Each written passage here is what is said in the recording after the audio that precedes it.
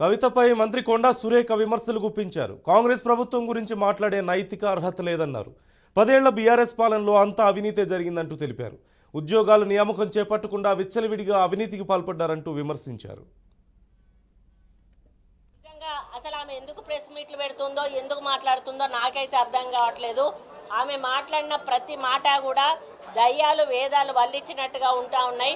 9.5 సంవత్సరాల వాళ్ళ కాలంలో తెలంగాణ కొట్లాడి తెచ్చుకున్న తెలంగాణ వాళ్ళ చేతిలో పెడితే తెలంగాణకు న్యాయం చేయలేదు, తెలంగాణ యువతకు న్యాయం చేయలేదు, ఎక్కడ అభివృద్ధి లేదు.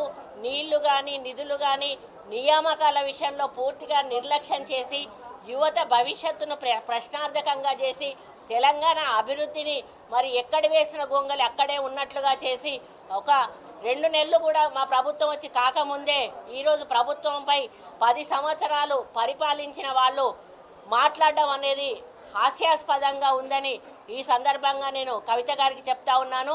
అమ్మ, ఇవన్నీ కూడా ప్రశ్నించే హక్కు అర్హత మీకు లేనే లేదు. ఎందుకంటే ఆంధ్ర వాళ్ళని అందలం ఎక్కించిందే మీరు, రాజ్యసభ సభ్యులుగా మీరే నియమించుకున్నారు. మరి టెండర్లు కానీ ఏవైతే మనకు ప్రాజెక్టుల టెండర్లు అవి కూడా మీరు ఆంధ్రాలో వాళ్ళకి ఇచ్చుకున్నారు.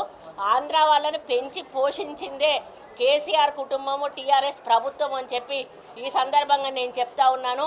మహేందర్ రెడ్డి గారు చేరి 2 వారాలు కూడా కాలేదు, అప్పుడే ఆయన మీద ఆరోపణలు అనేటువంటి మాట మాట్లాడడం కూడా హాస్యాస్పదంగా ఉంది. నిజంగా